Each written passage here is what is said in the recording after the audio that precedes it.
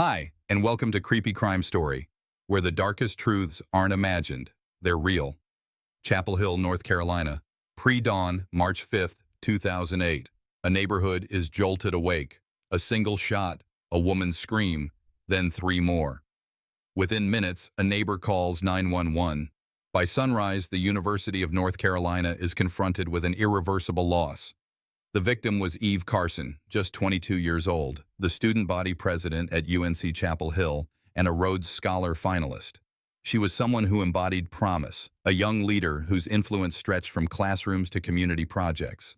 That morning, her name became tied not to the accomplishments of her life, but to a violent crime that tore at the fabric of the campus and the state. Investigators moved quickly. First responders who secured Hillcrest Circle just after dawn noted what would later be described as a quiet anomaly. The body was found on the roadway with no drawn-out confrontation in sight. The shots, delivered in rapid succession, left little physical trace around the curbside.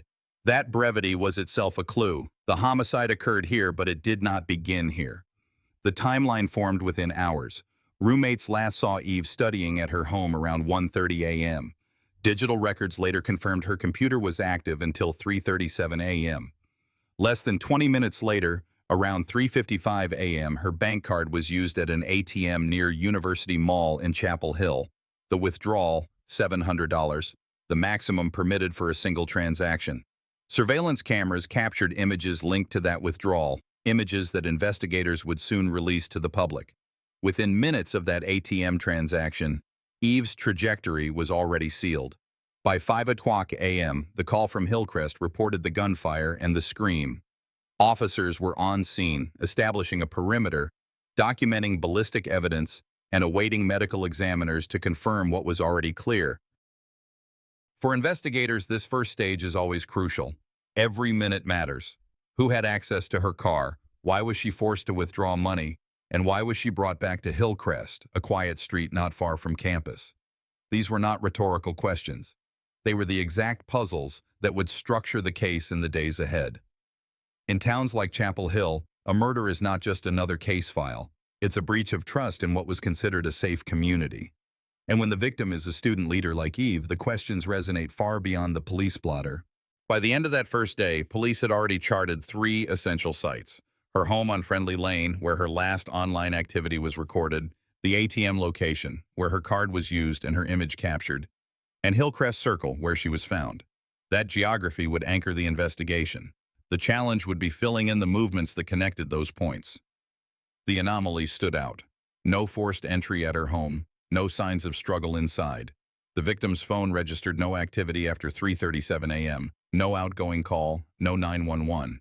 The absence of signals was as telling as the presence of bullets. Negative evidence carries weight. Silence in digital records, gaps in routine, are red flags investigators cannot ignore. As the medical examiner began the autopsy later that day, the scope of the crime shifted from immediate response to full forensic inquiry.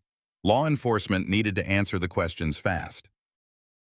Not only to identify suspects, but to reassure a community shaken by the idea that someone could be abducted from their own neighborhood and executed within hours. The first chapter of this story ends where the investigation began, with a body on Hillcrest, a clock that narrowed the window to less than 90 minutes from last online activity to homicide, and questions that still demanded answers. Eve Carson's life ended in a matter of moments. The investigation into her death was only beginning. When investigators expanded beyond Hillcrest Circle, they knew the murder scene alone would not explain the crime. It was one location in a chain. To piece the story together, they had to examine three silent witnesses: Eve Carson's home, her vehicle, and the roadside where her life ended. Each carried its own anomalies, small details that revealed movement, restraint, and intent. At her residence on Friendly Lane, officers found the front entry intact, no forced locks, no broken glass, nothing suggested a violent struggle inside. Her computer showed activity at 3:37 a.m., after which her digital presence stopped. The working theory was abduction outside the house, not within it. That absence, no alarms triggered, no 911 call from her phone, carried weight. Negative evidence often says more than visible trace. Her Toyota Highlander became the second scene. Located hours later, it bore physical signs of use beyond her own. Adjustments to the driver's seat suggested someone of a different height, Forensic swabs identified DNA traces that did not belong to Eve, categorized as preliminary evidence pending lab confirmation. Bank receipts inside matched the ATM withdrawals. The vehicle tied the abduction to the robbery, bridging the gap between Friendly Lane and University Mall. At Hillcrest Circle, the third location, investigators documented ballistic evidence. Cartridge casings confirmed multiple rounds discharged. The pattern suggested she was ordered out of the vehicle before the fatal shots. No wallets or purses remained on her. The scene had been selected for isolation, a quiet cul-de-sac where gunfire would echo but not invite immediate detection. Each of these scenes, while sparse, aligned into a geography chain, home to ATM, ATM to execution site. Investigators noted the efficiency of movement. There was no wandering. Every action, the abduction, the withdrawal, the execution, was compressed into less than 90 minutes. That efficiency raised suspicion of planning, not a random encounter. Forensic technicians layered the data. Preliminary DNA from the car, working identifications from ATM surveillance images, confirmed ballistic matches once the lab returned casings compared to known firearms in state databases. Each layer added resolution. Detectives also flagged negative leads. No phone activity from Eve after 3:37 a.m., no evidence of another vehicle in tow, and no signs she voluntarily accompanied anyone. These gaps sharpened the outline of force and control. The discovery phase in crime scene work often leaves more questions than answers. Why was Hillcrest chosen? How many individuals were in the vehicle? Did they know her or target her randomly? Investigators had to hold back from speculation until the lab results and surveillance footage provided direction. For viewers and readers of crime reports, this is the stage where clarity often slips. Multiple sites, sparse traces, timelines compressed into an hour and a half. But in reality, investigators work linearly, one anomaly leading to the next. In this case, the house provided a digital cutoff, the car provided DNA, and the road provided ballistics. Together, they formed a skeletal map of the crime. The value of Eve's life was not measured in these traces, but each was a step toward justice. Communities grieve, investigators analyze. Both are necessary, but their purposes differ. What stands out is how quickly her routine night of study crossed into a fatal sequence of forced withdrawal and gunfire. By closing the examination of these three core sites, law enforcement was prepared to widen its lens to digital and financial data. Surveillance logs, ATM records, and banking alerts would become the next crucial forensic layer. By the time investigators had processed Eve Carson's home, her vehicle, and the cul-de-sac where her life was taken, one fact was already clear. This crime was tightly bound to technology. Physical evidence was sparse, but every ATM withdrawal, every surveillance camera, and every digital record carried a clock and a location. It was here that investigators shifted from physical to electronic forensics, building the story not through fingerprints but through timestamps. The first breakthrough came from her bank. Within hours of the 911 call, financial investigators flagged a series of attempted withdrawals from her account. The withdrawals were clustered within a short time frame, early morning after her last recorded computer use. The limit was reached at $700, the ceiling for her daily access. What stood out was the sequence of ATM terminals. Each machine was located in areas accessible within minutes of each other in Chapel Hill. That suggested movement in her own car, not someone else's. The ATM records also generated a digital trail investigators could compare against surveillance footage. Surveillance stills showed her at the machines, but she was not alone. Shadows in the frame and the angle of her posture indicated control by unseen individuals. Preliminary analysis noted that she did not appear to be making voluntary withdrawals. The timing matched the absence of any phone activity from her number. This combination, active bank use but silent phone records, reinforced the abduction narrative. Phone companies also provided data. While GPS was not in play in 2008, cell site information confirmed her phone connected briefly to towers near the ATM locations, then disconnected permanently. Negative evidence again mattered. No outgoing calls, no text activity, no signal registered after the final transaction. The device went silent, and in cases like this, silence is often an extension of the crime itself. Financial forensics added context. Eve's spending history, reviewed quickly, showed no pattern of late-night ATM use. Investigators flagged that as deviation, reinforcing the interpretation of coercion. Bank security officers worked in tandem with law enforcement to produce transaction logs and video feeds, placing each withdrawal into a precise, minute-by-minute sequence. By mapping those points against the geography of Chapel Hill, investigators created a working timeline of forced movement, from her home to the ATM and ultimately to the execution site. What complicated matters was that the ATM cameras were not high resolution. Images could not immediately confirm identities. Investigators relied on clothing patterns, posture, and body proportion analysis. In one still, a faint reflection in the ATM glass suggested a second figure, blurred but clearly not Eve. That reflection became a working lead. It was not conclusive evidence, but in cases like this, even a reflection can turn into a cornerstone once combined with DNA and later confessions. The investigative team noted another anomaly. Despite multiple withdrawals, there were no attempts to use her debit card for purchases. No retail transactions, no gas station swipes. That indicated the motive was limited to cash extraction and then silencing the victim. In forensic terms, that detail distinguished opportunistic theft from identity fraud. It also implied urgency. The perpetrators wanted untraceable funds, not a long-term financial exploitation. For the community, hearing that their class president had been dragged through ATM kiosks under duress was devastating. For investigators, it was a grim but usable record. Each machine had a clock, and every clock aligned with the unfolding timeline. Digital forensics often lacks the drama of fingerprints or ballistics, but in modern crime it is decisive. Here, the electronic trail narrowed the investigative field. It told officers when she was alive, when she was moving, and when the sequence abruptly ended. What remained was connecting those dots to specific individuals. Investigators turned from curbside trace to the airwaves above Chapel Hill. The scenes were quiet. The network was not. In a case like this, telecom records don't tell you everything, but they tell you where to look and when to tighten the focus. The goal was simple. Align the clocks on the phones with the clocks on the cameras and the bank ledgers, then see if the movement made sense as one continuous crime. Emergency preservation letters went out to the carriers within hours. Call detail records and historical cell site logs came back with session start times, tower IDs, and sector azimuths. There was no GPS trail to lean on. This was 2008, and the workhorse was radio, from tower to handset and back again. Analysts overlaid those hits against a street map of Chapel Hill, starting with 2 anchor points already fixed by Chapter 3. The last known computer activity at the residence and the $700 withdrawal at the ATM near University Mall. The first alignment was blunt but useful.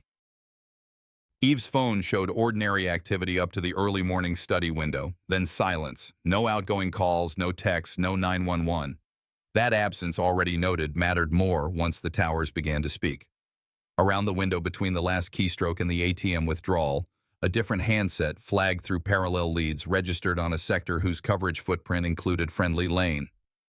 Minutes later, the same handset handed off to a sector consistent with a direct route toward the Chapel Hill ATM corridor. The timing mirrored the banking log almost exactly. What followed was a string of short connections you could lay across the map like a taut line. A sector by Friendly Lane, a sector serving the shopping area where the ATM sat, then a return path that curved back toward the residential blocks near campus. Handoffs were sharp because traffic was light at that hour. There were no long, idle periods. Whoever was moving with purpose, and they were not improvising. Analysts pressed the data for contradictions. Could handoff noise or overlap explain away the route? Not with these times. The sector transitions fell within minutes of the ATM timestamps, with enough consistency to support a single vehicle theory, Eve's Toyota Highlander, under control of more than one person. There was no competing handset shadowing them in tandem, no evidence of a convoy. The sequence read like a closed loop with one victim and at least one controlling party. The call records added a layer of human decision-making without identifying anyone by name. A handset in the pattern lit up briefly before the ATM event, went dark during the withdrawal window, then surfaced again after the time investigators believed the car left the shopping area. That rhythm, contact before, silence during, contact after, fit a coercive withdrawal where communication pauses at the point of cash access to avoid attention. It also explained why there were no debit purchases logged later that night. The motive was cash, fast and untraceable, not a spending spree that would expand risk. There were anomalies worth noting. One ping suggested a short detour toward the Durham line, consistent with attempted activity on the card later that morning. It didn't last. The route bent back toward Chapel Hill, toward the same area where the gunfire would be reported. To the telecom team, that brief change of direction wasn't noise. It showed decision points. Someone tested the limits of the card and, when the ceiling pushed back, reversed course. Telecom analysis in a homicide demands restraint. A tower hit is not a street address. Range changes with terrain, weather, and load. But the point wasn't to geolocate a doorstep, it was to prove a coherent chain. Friendly Lane to University Mall to Hillcrest Circle remained the backbone. The radio simply traced what the cameras in the bank already implied. The crime moved, and it moved fast. The next question was control. If Eve's phone was silent, whose device structured the window? Investigators mapped every number that touched the route sectors, then filtered out commuters, night shift workers, and routine accounts by frequency and time of day patterns. What remained were a handful of numbers that only came alive in the pre-dawn and overlapped the ATM window. One number in particular bridged the sectors in a way that matched vehicle travel time, not pedestrian movement. That difference matters. You don't clear those distances on foot within minutes. The network also helped on the back end. After the gunfire call at Hillcrest, a handset in the pattern hit a sector that faced away from campus and held there long enough to suggest a stop, long enough to matter if you're reconstructing disposal or regrouping. No inference beyond the record, but the point stands. Movement didn't end at the shots. Someone kept moving. All of this fed directly into the charging strategy still ahead. You don't need a face to draft a warrant for subscriber information when your sectors, times, and financials line up. With each overlay, residence cutoff, ATM withdrawal, sector handoffs, the probability of random convergence shrank. The telecom map didn't prove identity by itself. It proved opportunity, proximity, and tempo, three pillars that, combined with the lab and the video, hold weight in court. In college towns, a single homicide changes the texture of ordinary life. Lights stay on later. People check their surroundings before crossing a lot. They crossed 1,000 times without thinking. Cases like this remind communities that prevention is routine, not dramatic. Lock habits, buddy systems, escorts after midnight. Those are practical measures, not cliches. When the investigation shows a timeline this tight, any friction you add to a potential offender's plan, any delay, can matter. Back at the task force room, the analysts summarized the telecom package in plain terms for detectives and later for a jury. The victim's device goes quiet. Another device traces a path from the area of her home to the ATM and back toward the street where she was killed. Timing across bank and camera logs matches the sequence. There is a brief excursion consistent with an attempted transaction outside Chapel Hill. The loop closes near campus. The data aligned too cleanly, and sometimes that was the problem, unless you can explain why.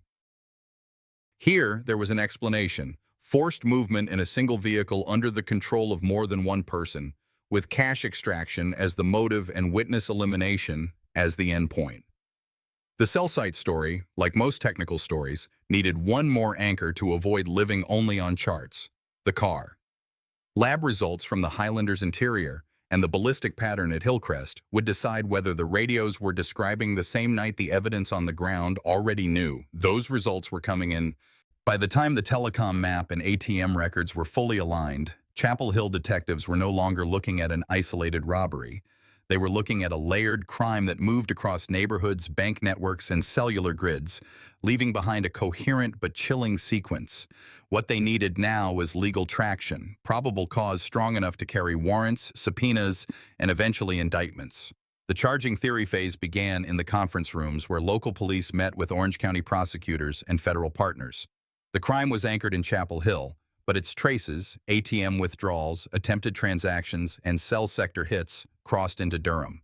That geographic overlap made interagency cooperation not optional but mandatory. Federal authorities were also looped in because bank fraud statutes gave an additional charging route. Investigators built the case in tiers. First was the undeniable Eve Carson, 22 years old, abducted from her own neighborhood and forced through a sequence of ATM withdrawals before being shot.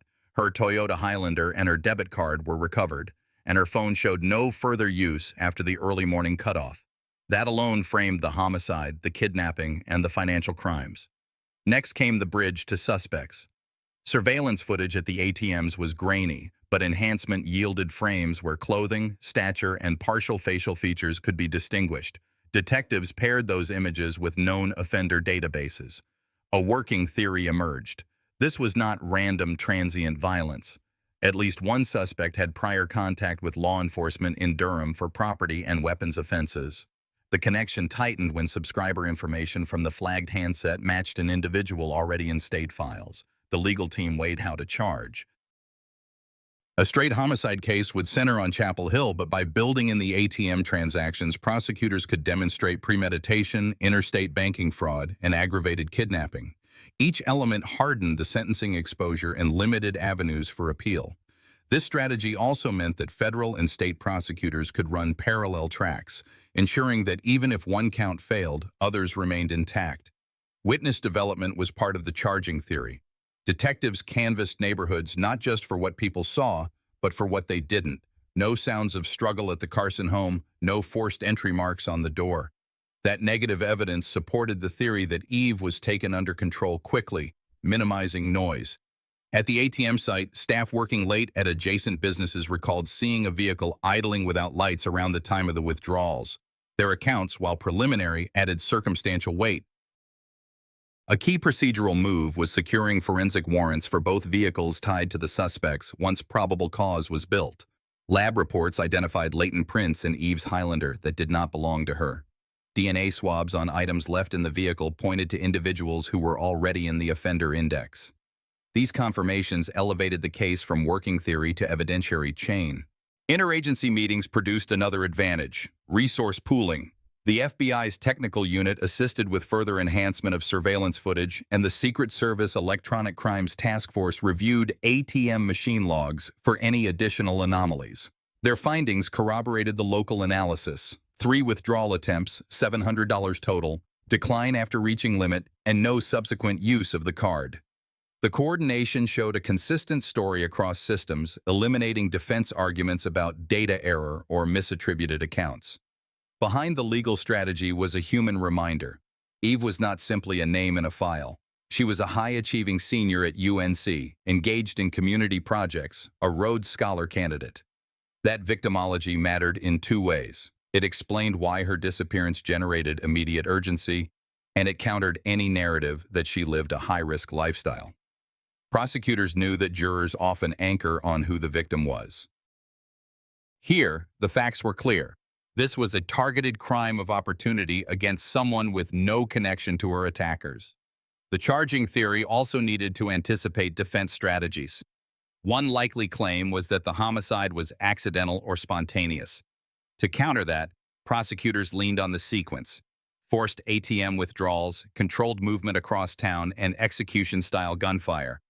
That pattern did not suggest panic. It suggested decision-making. Another defense angle might argue mistaken identity from grainy footage. For this, the state prepared the layered evidence, video, telecom, prints, DNA, to show convergence, not reliance on any single weak link. With the theory in place, warrants were issued, suspects were taken into custody, and charges were filed: first-degree murder, first-degree kidnapping, armed robbery, and financial card theft, along with weapons enhancements. The federal track held bank fraud counts in reserve. In towns like Chapel Hill, a crime of this magnitude forces agencies that usually work in parallel to lockstep. The public saw arrests. What they did not see was the dense procedural work, aligning timestamps, confirming identities, and framing charges so they would stand not just at indictment, but at trial and on appeal. That is what it takes to move from a crime scene to a courtroom. The investigative record transitioned into the courtroom phase once both suspects were charged. Prosecutors faced 2 different defendants: Demario James Atwater, age 21, and Lawrence Alvin Levette Jr., age 17, at the time of the crime. The evidence chain, ATM surveillance, eyewitness accounts of the vehicle, cell records, and ballistic matches, had already been validated in pretrial hearings. The state's goal was to present a unified theory: kidnapping, armed robbery, and murder in the first degree. Atwater moved quickly through the process. Facing the possibility of capital punishment, he entered into a negotiated plea. Court transcripts show he admitted to armed robbery, kidnapping, and murder in exchange for life imprisonment without parole, plus an additional 30 years for firearms and conspiracy counts. The plea deal preserved the state's resources and secured a guaranteed outcome. The judge noted in open court that the sentence reflected the gravity of an execution-style homicide that shook the university community. Levette's case was more complex. As a juvenile at the time of the offense, his eligibility for capital punishment was restricted under U.S. Supreme Court precedent. Prosecutors pursued life imprisonment without parole. During trial, jurors were presented with ATM camera stills identifying Levette, corroborated by testimony from witnesses who had seen him in possession of Carson's vehicle. Forensic analysts confirmed that shell casings recovered from the wooded roadway matched the firearm associated with the defendants. Digital evidence showed Carson's bank cards had been used in quick succession after her abduction, supporting the theory of premeditated robbery. Defense counsel attempted to create reasonable doubt by questioning the reliability of eyewitness identification under nighttime conditions and by arguing Levette had been influenced by Atwater as the older accomplice. These strategies did not undermine the state's chain of custody or the timeline. Jurors deliberated less than a day before returning a unanimous guilty verdict on all major counts. Levette was sentenced to life imprisonment without parole. Subsequent appeals challenged the constitutionality of the sentence, citing evolving standards for juvenile offenders. Courts reviewed the case multiple times, but each appeal upheld the original outcome given the violent nature of the crime and the strength of the evidence. Court filings also document the broader impact. Legislators in North Carolina cited the Carson case during debate over stricter sentencing guidelines for violent gang-related offenses. The University of North Carolina dedicated a scholarship and a campus garden in her memory. These institutional responses were officially noted in the sentencing remarks, underscoring the case's significance beyond one criminal file. By the conclusion of both proceedings, the state had obtained convictions that would not be overturned. The combination of digital, financial, and forensic data had anchored the prosecution's case, and the rulings established a precedent for handling violent juvenile offenders in the state system. This chapter closes the procedural arc. From initial response in the early morning hours of March 5, 2008, through months of forensic review and courtroom testimony, investigators and prosecutors maintained a single narrative without contradiction. Eve Carson was abducted, robbed, and murdered, and both suspects were held accountable. Once sentencing was finalized, the Carson case transitioned from a courtroom matter to an enduring legal and cultural reference point. The procedural file may have closed, but its impact on law enforcement, university policy, and statewide legislation remained active. Detectives noted in their final case summaries that the investigation demonstrated the rising role of digital surveillance in violent crime prosecution. Without the ATM camera records, cell site activity, and the sequence of card withdrawals, the offenders might not have been identified within the critical window. In the months following the verdict, the University of North Carolina formalized the Eve Carson Scholarship. Administrative documents describe it as a merit award recognizing leadership, academic excellence, and commitment to community service, qualities Carson embodied. The dedication ceremony was attended by state officials, faculty, and law enforcement personnel who had worked the case. While the trial concluded the criminal responsibility of Atwater and Levette, the memorial represented the community's determination to ensure the victim's name remained associated with achievement rather than violence. North Carolina lawmakers also cited the Carson case directly when debating adjustments to sentencing laws for gang-related offenses. Records from legislative sessions show references to the Carson homicide as justification for closing perceived gaps in accountability for juveniles involved in violent crime. The statutes passed in the years after her death expanded penalties for organized violent activity, ensuring that similar offenders would face more immediate and severe consequences. From a law enforcement perspective, the Carson file became a training example. Chapel Hill Police and the State Bureau of Investigation used it in internal review sessions, emphasizing the importance of coordinated response between campus police, local police, and federal partners. FBI analysts pointed to the structured use of ATM surveillance and financial trace data as a model for future abduction robbery cases. It reinforced a procedural standard, cross-referencing bank transactions with camera timestamps within hours, not days, of the offense. Family impact was also documented. Public statements by Carson's parents emphasized resilience and the importance of institutional change rather than private grief. In interviews archived by local media, they noted their daughter's life should not be defined solely by the crime, but by the opportunities created in her memory. This narrative alignment between family, university, and state officials solidified the case as not only a closed homicide file, but a marker of reform. As years passed, appeals filed by Lawrence Leavitt continued to surface, but none succeeded. Federal courts reviewed the sentence in light of evolving juvenile sentencing standards but consistently upheld the conviction. This repetition of appellate review kept the Carson case in headlines, ensuring the memory of the crime remained in public discourse. The consistency of rulings reinforced the prosecutorial foundation laid during the original trial. The final procedural note in the case file states simply, "All suspects convicted, sentence affirmed, case closed." Yet the legacy extends far beyond that administrative line. For Chapel Hill, the crime was a rupture in the perception of campus safety. For investigators, it was a demonstration of digital forensics guiding a homicide case to resolution. For North Carolina law, it was a pivot point for harsher sentencing policies. And for the Carson family, it was the beginning of a long-term commitment to scholarship and remembrance. When the trial phase began, the courtroom in North Carolina carried a weight that was both procedural and deeply human. Prosecutors laid out a meticulous reconstruction of the night of March 5, 2008, drawing from ATM footage, call records, eyewitness accounts, and forensic reports. The evidence chain was straightforward but devastating. Eve Carson was forced into her own vehicle, compelled to withdraw cash under duress, and executed to eliminate witnesses. Both defendants, Diario Atwater and Lawrence Leavitt, were tried under the structure of state law, with their charges grounded in armed robbery, kidnapping, and first-degree murder. Atwater, facing overwhelming evidence and prior criminal exposure, entered a plea to avoid the death penalty. His acceptance of life imprisonment plus 30 years ensured that he would never leave prison walls again. Leavitt, younger and without a prior record of adult convictions, chose trial.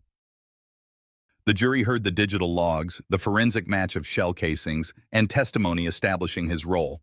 Despite multiple appeals over the years that challenged sentencing guidelines for juveniles, his conviction for first-degree murder was upheld, and his life sentence without parole remains intact. The case became a point of reference in later debates about juvenile sentencing, but for the Carson family and the state, the legal outcome was final. The trial transcripts show no ambiguity in the outcome. Unlike other unsolved or partially unresolved crimes, this case did not fracture into competing narratives. The state's evidence closed every gap, leaving no doubt as to responsibility. In that sense, the courtroom conclusion matched the crime scene: direct, documented, and irreversible.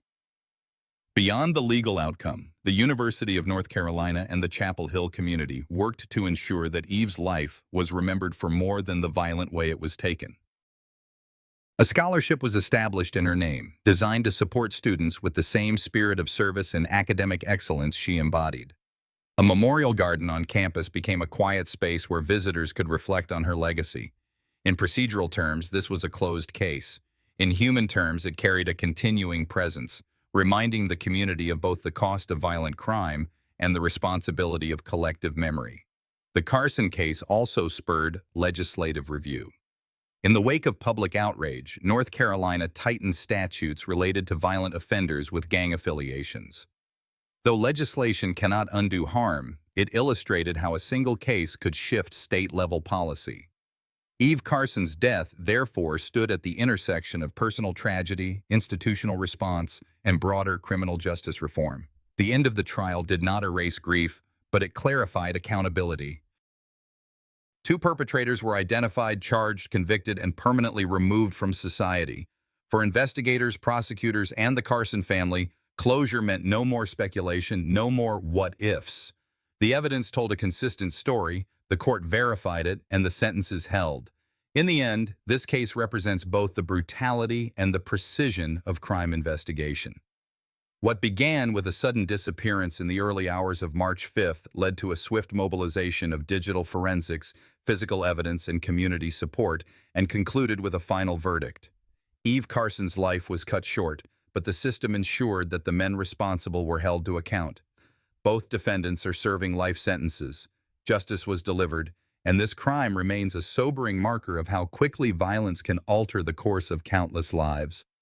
As I close this case, I can't help but step back and reflect. Stories like Eve Carson's remind us that crime is not just about laws and trials, it's about real lives cut short and communities forever changed. For me, the lesson is clear. Safety and compassion must go hand in hand, and we all share a responsibility to watch out for one another. What do you take from this case? Do you believe justice was enough, or should our system do more to prevent tragedies like this? I'd love to hear your perspective in the comments. If this story moved you or made you think, subscribe to this channel for more true crime stories that dig deeper into both justice and humanity. And let me know where you're watching from. I'd be honored to connect.